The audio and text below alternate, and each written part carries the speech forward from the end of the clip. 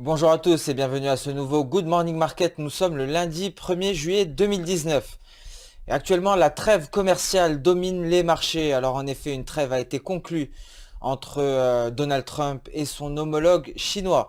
Alors certaines restrictions visant Huawei ont été temporairement levées, donc ce qui a provoqué le rebond des valeurs technologiques en Asie, poussant les indices asiatiques à la hausse. Bien entendu, les indices européens ont ouvert en gap haussier aujourd'hui et Wall Street est également attendu à la hausse.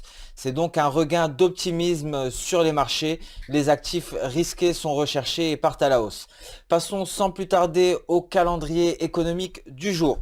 Alors nous avons d'ores et déjà pris connaissance des PMI manufacturiers au Japon et de l'indice et du PMI manufacturier en Chine, pardon, un PMI manufacturé au Japon inférieur aux attentes. Cela a été cependant masqué par cette trêve commerciale avec un Nikkei qui a affiché un gap haussier.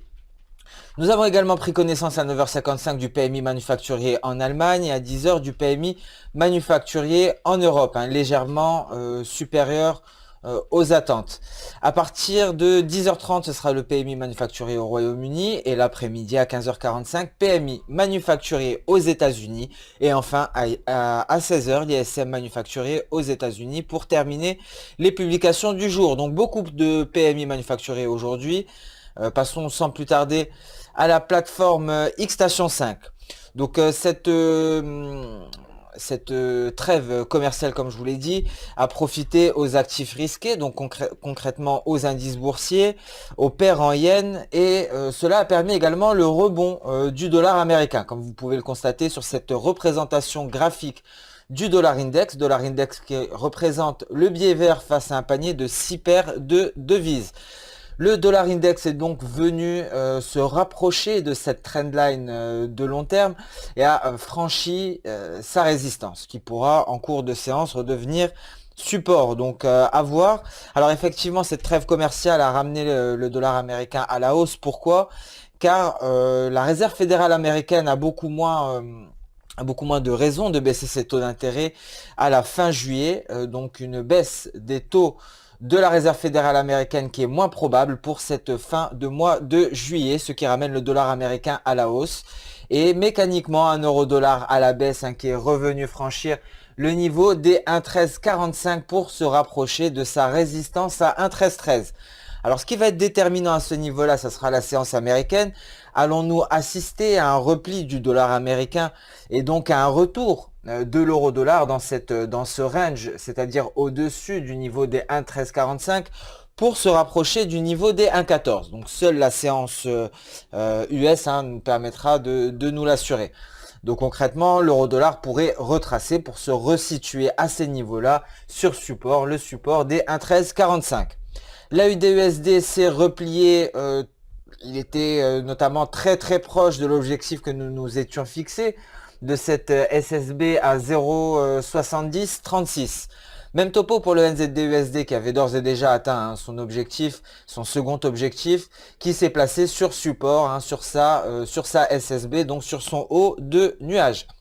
L'USD Yen quant à lui affiche un gap haussier, donc le Yen qui est une valeur refuge, comme je vous l'ai dit, toutes les paires en Yen ont été fortement impactées par cette trêve commerciale. Passons sans plus tarder au marché actions. Nous allons débuter par le CAC 40, par le DAX, pardon. Nous allons débuter par le DAX qui affiche un gap haussier à l'ouverture, un gap haussier qui le place bien loin de sa dernière résistance des 12 350, 12 350 qui avait d'ores et déjà été franchi vendredi. Donc le gap haussier de plus de 90 points place le DAX au-dessus des 12 500. Donc nous sommes actuellement aux alentours des 12 540. Nous allons voir cela sur un graphique en 4 heures à l'aide d'Ishimoku pour avoir un repère sur le DAX en données H4. Donc un DAX qui évolue clairement à la hausse. Voici le gap haussier de ce lundi matin. S'en est suivi une belle progression haussière tôt dans la matinée. Par la suite, le DAX a légèrement retracé. Le CAC 40 également affiche un gap haussier, comme tous les indices européens d'ailleurs, toujours au-dessus de sa Tenkan. L'US 500 sur son record également en gap haussier, donc une hausse qui devrait s'accélérer à l'ouverture de Wall Street, hein. Je vous rappelle que donc tout sera clairement haussier. Nous n'avons pas de niveau étant donné que nous évoluons sur des records.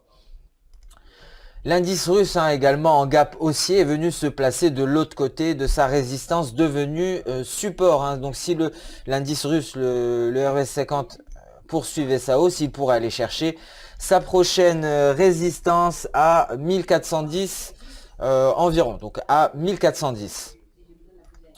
Le Nikkei, donc clairement gap haussier malgré un PMI manufacturier décevant au Japon.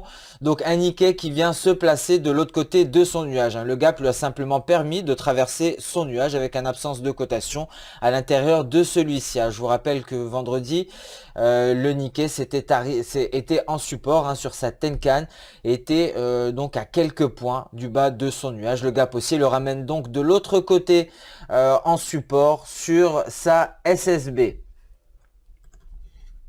Nous allons passer à présent sur les matières premières avec l'or.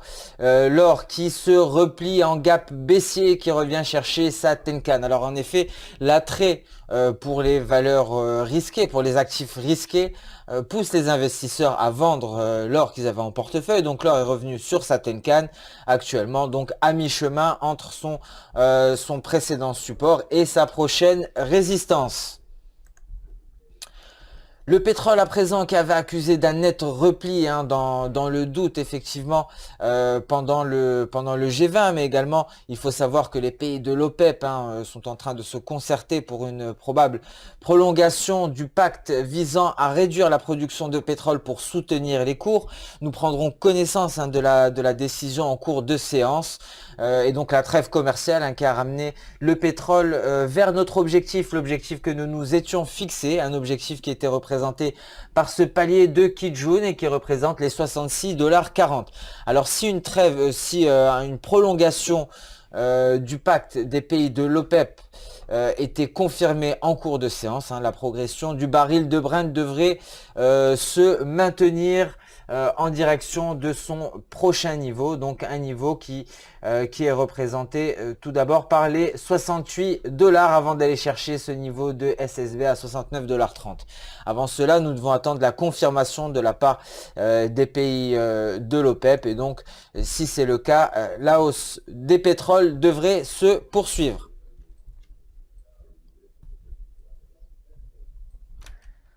Alors, ce Good Morning Market touche à sa fin, donc je vous donne rendez-vous dès jeudi pour un nouveau point marché, étant donné qu'il n'y aura pas de Good Morning Market demain et après-demain. En revanche, hein, faites attention aux multiples publications, notamment mercredi, hein, beaucoup de chiffres en provenance des États-Unis. Également, ce qu'il faut savoir, c'est que le jeudi 4 juillet donc sera fermé, la bourse aux États-Unis sera fermée, la réouverture sera prévue vendredi. Vendredi, nous prendrons connaissance du NFP, donc des chiffres relatifs au chômage aux États-Unis, donc les emplois non agricoles. Je vous souhaite donc une excellente séance de trading. Je vous donne rendez-vous dès vendredi pour un nouveau point marché. En attendant, n'hésitez pas à liker, commenter ou même partager.